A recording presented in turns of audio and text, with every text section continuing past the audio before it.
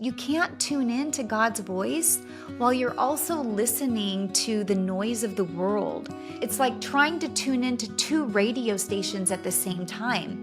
You're never going to get a clear signal that way. You're never going to hear things clearly.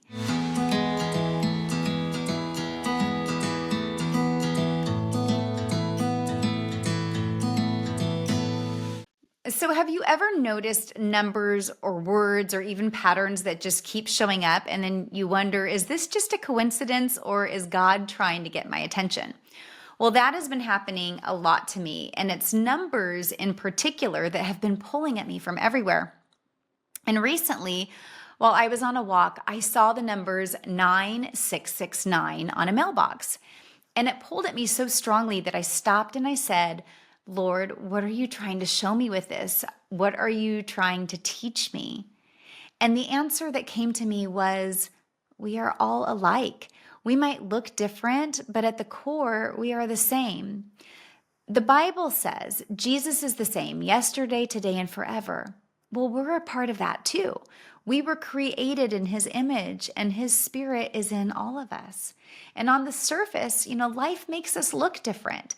Our stories unfold in all kinds of ways. And sometimes in the middle of our journey, it can feel flipped upside down, just like the sixes did in the 9669.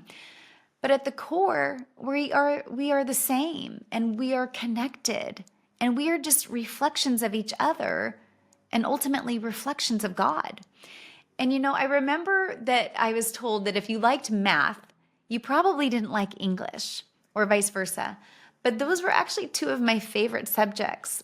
And this past year, God has just been speaking to me through numbers, almost like they are these little math lessons from heaven.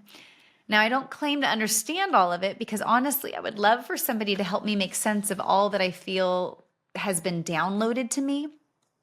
But here is what I do know, and what I want you to know too. And that is, when something catches my attention and it pulls at me, I don't ignore it. I stop and I ask, Lord, what are you trying to show me? And what are you trying to tell me through this? Is this something for me to learn or for me to share? And the message usually starts to take shape, not just in my head, but in my spirit. The Bible says, out of your belly will flow rivers of living water. And that's exactly what it feels like. It's like this inward knowing that rises up, and then my mind tries to put words around it. And that's a tip that I want to give to you, because if something stirs at your spirit, don't just brush it off. Don't just ignore it. Ask God what he's saying to you. Ask him, what are you trying to show me through this? Are you trying to teach me something? I think this is one of the most simplest ways that we can grow in a relationship with him and learn to tune into his voice. So going back to the numbers of 9669, when I looked closer, I noticed its reflection. The 9 on one end mirrored the 9 on the other end, and then the 6 mirrored the other 6. So it was almost like these two bookends. And then I felt him tell me, God, I am the beginning and the end, and I am the same on both sides of your story. And what happens in the middle, it might feel upside down, but I'm still holding it together. So think about that.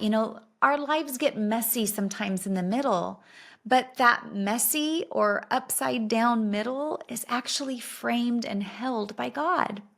Because the part that really got me was, you can't read 9669 unless you look at both sides. If you only focus on one side, then you miss that full picture. And I think that's true of life. We can't just look at one moment and call it the whole story. We can't just cling to parts that we like, but ignore the parts that we don't like. The wins and the losses, the beginnings and the endings, the different perspectives from different people, they all belong, and they are all part of the big picture. And this is where I think it comes back to you, because if Jesus is the same yesterday, today, and forever, then you can trust that he's holding every side of your story together, even that middle part that feels flipped upside down. When Jesus left this earth, he promised us a gift, and that gift was the Spirit. It was the Spirit that connected him to God, to the oneness. Well, that Spirit is in you. That was your gift, and it's here to guide you. It's here to connect you to God. But the thing of it is you can't tune in to God's voice while you're also listening to the noise of the world. It's like trying to tune into two radio stations at the same time. You're never going to get a clear signal that way. You're never going to hear things clearly. And that's why the word says, be still and know that I am God. I'm not saying that you have to sit still for hours every day, but just start with a minute or two.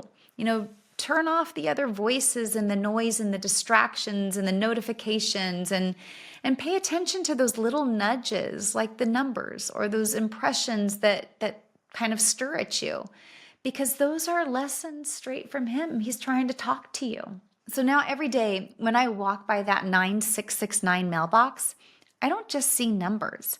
I see a reminder that you and I are mirrors of each other. We are mirrors of God, different on the outside, but connected at the core, reflections of the same Spirit.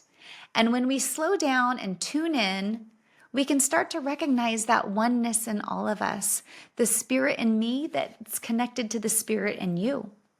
And if this message spoke to you today, then share it with a couple of people who might just need that reminder that we are more connected than we are divided, that at our core, we really are the same and not different. And if you enjoy Spirit-led teachings and faith-building content, then remember to hit subscribe and support this podcast. Have a great day, everyone. If this message encouraged you, I think you'll also enjoy the short teaching I did called 5 Ways to Get Closer to God. And in it, I share 5 practical ways that help me personally reconnect with Him. And I believe they'll bless you too. You can find it right here on the Peaceful Presence podcast.